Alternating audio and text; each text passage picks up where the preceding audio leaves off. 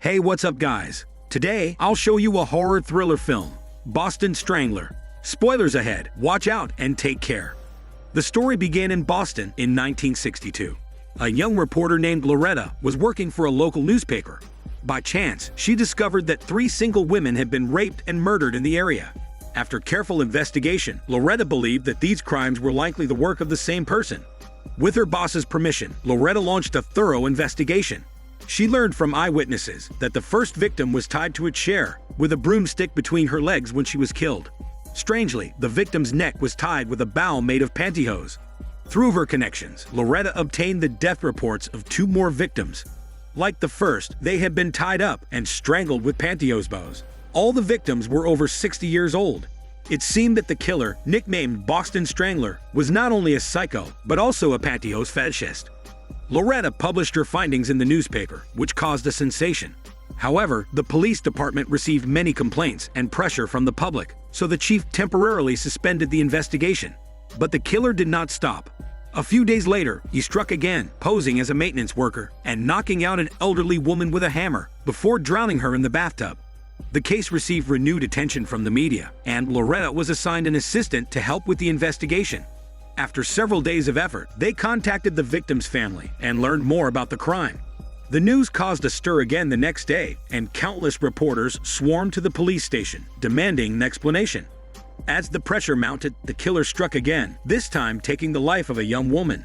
A witness reported that the killer had approached him earlier, posing as a talent scout. According to the witness, the killer was a white man with black hair. Loretta consulted with a psychologist to understand why the killer changed his target. The expert said that serial killers often have long-standing psychological trauma, and their targets are usually connected to that trauma. Therefore, it was unlikely that the killer would suddenly change his MO. It seemed that there might be someone else using the killer's modus operandi to commit crimes. The investigation continued until the New Year's Eve, when Loretta received news that the 6th victim had been found. This time, the victim was a young woman, and a witness had seen the killer posing as a talent scout. Loretta was determined to find the killer, but it seemed that the case was becoming more complex and twisted than she had anticipated. Soon, another young woman was targeted by the killer. He gained her trust by posing as a heating repairman and then attacked her from behind, strangling her to death. Within a few days, 2 more young women were found dead, both killed in the same manner with a bow tied around their necks. Loretta and her assistant split up to gather clues. The assistant investigated the 7th victim named Mistress, who worked as a secretary for a toy company. According to her colleagues, she was a mistress of the company's boss, and they had a big fight about her pregnancy. Meanwhile, Loretta looked into the 8th victim, who is a female college student and had just broken up with her boyfriend, Daniel. According to her mother, Daniel had exhibited strange behavior and was expelled from the university for harassment. It appeared that both the boss and Daniel were prime suspects in the case. Loretta personally went to the police station and handed over the collected evidence to the officer in charge. Based on Loretta's clues, the police staked out the mistress' apartment and finally caught the boss red-handed. During the interrogation, the boss admitted to having an affair with his mistress, but denied any involvement in the murders. Unfortunately, due to a lack of evidence, he could not be convicted. As for the 8th victim's ex-boyfriend Daniel, the police could not find any evidence that linked him to the murders. The case came to a standstill, and Loretta was disappointed with the police's efficiency. However, shortly after, the New York Police Department called Loretta to inform her that a murder with the same modus operandi as the Boston Strangler had occurred within their jurisdiction. The victim was an elderly person with a bow tied around their neck, and they had arrested a suspect named Paul. Upon checking Paul's records, the police discovered that he had been in Boston before the first 5 murders. The New York police called several times to confirm with the Boston police, and even traveled there to investigate, but the Boston police did not cooperate. As a result of the lack of evidence, the New York police had to release the suspect. Loretta was outraged by the Boston police's inaction and quickly drafted a news release condemning their incompetence. However, the police fought back by exposing Loretta and her assistant's identities and accusing them of interfering with the investigation. Within days, many strange people showed up at Loretta's doorstep and even sent her death threats. Despite the threats, Loretta vowed to continue investigating until the truth was revealed. Soon after, the officer approached Loretta and gave her a suspect's name, Albert. He had previously been sent to a mental hospital for harassment and rape. His modus operandi was to pose as a repairman or talent scout to gain the victim's trust. According to a witness, Albert did not use any tools to measure the victim's body, but instead used his hands to touch their thighs. Loretta suddenly remembered that during the sixth case, there was a witness who described the perpetrator using the guise of a talent scout to deceive them. It seemed that this Albert fit the profile of the killer. Loretta informed the officer in charge of his findings, but he believed that the likelihood of Albert being the killer was slim because he had been in the mental hospital during the first 6 cases. However, Loretta went back to the mental hospital to investigate and found that there were significant loopholes in Albert's discharge records. It turned out that before this, Albert had been discharged once on the pretext of visiting his family. Perhaps he used this as an alibi. The police then brought in a witness who was a careful observer of the hospital and asked them to identify Albert. However, to their surprise, the witness did not recognize Albert, but instead pointed to his roommate, George. The case had become a bit convoluted at this point. The officer in charge told Loretta that George was a high IQ psychiatric patient who had been detained for killing a gas station employee a year earlier. However, he also had an alibi that placed him elsewhere during the murders.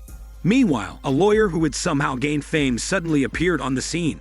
He had struck a deal with Albert, whereby Albert voluntarily confessed to all of the crimes, but his confession could not be used as evidence. In exchange, the prosecution would charge him with other crimes and ensure that he was imprisoned for life. Additionally, the lawyer planned to write a book called Confessions of the Boston Killing Spree, and only Albert's agreement would result in a 6-figure payout. This all seemed incredulous to Loretta. The police were trying to get rid of public pressure by using Albert as a scapegoat, and in return, Albert could benefit from his identity as the Boston Strangler. The case was absurd and outrageous, with no trial or investigation. It was hastily resolved, leaving many questions unanswered. In 1965, more tracking cases emerged, and the victims were strangled with a bow on their necks, just like before. It seemed like the Boston Strangler was back. Loretta wasted no time and rushed to the crime scene, where he read the death reports with the help of local officers, confirming the killer's modus operandi was the same as before. Later on, while Loretta was sitting in her car, she went through the local newspapers and found out that Daniel, the suspect in the 8th case, was living in Massachusetts. After sharing this information with the local police, they revealed that Daniel had stayed in a mental hospital 2 years ago and shared a room with George, who was convicted of killing a gas station employee. The police arrested Daniel, but he refused to confess during interrogation and was released the following day due to lack of evidence. Loretta knew that the only hope was the confession recording of Albert, who claimed to be the Boston Strangler. With the officers' help, Loretta managed to get hold of the crucial piece of evidence. After examining the recording, they found out that Albert's confession was full of mistakes, and his lawyer had intentionally led him to fabricate non-existent details. They were about to expose the truth when Loretta received a call from Albert himself, who had decided to break the deal he made with his lawyer. Albert arranged a meeting with Loretta at the prison to reveal everything he knew. But before they could meet, another inmate killed Albert. The truth died with him, and Loretta was left shocked and heartbroken. By the time she arrived at the prison, it was already too late and the area was teeming with people. Suddenly, a janitor appeared in front of Loretta and slipped a note into her hand. Following the clues on the note, Loretta found an informant, a former patient of the same mental hospital. According to him, while they were both in the mental hospital, Albert was his roommate. Apart from them, Daniel and George also shared the same room. During the time of the murders, Daniel and George collected a lot of details and got Albert involved in that way. Later, George contacted a lawyer who planned the fake job offer to trap Albert as a scapegoat. Their motive was money, as they could get $10,000 for reporting each murder, and they could get away with more than $100,000 in total. As the story concluded, Loretta pieced together the case with the help of a former patient's information. The so-called Boston Strangler was not just one person. The previous murders were possibly committed by Paul, who was caught in New York, but was acquitted due to the negligence of the Boston police.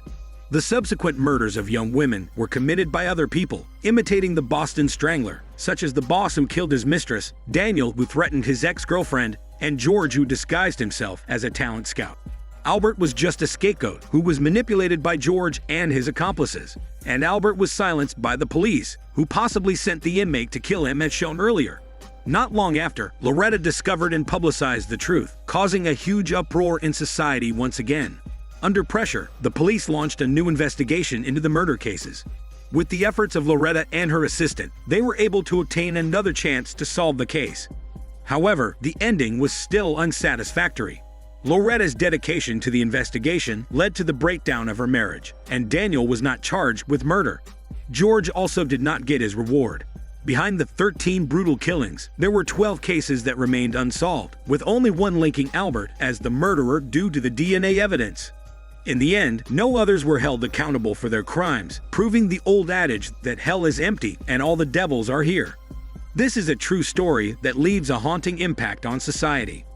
This is Daniel CC Movie Channel. Stay safe and enjoy your day.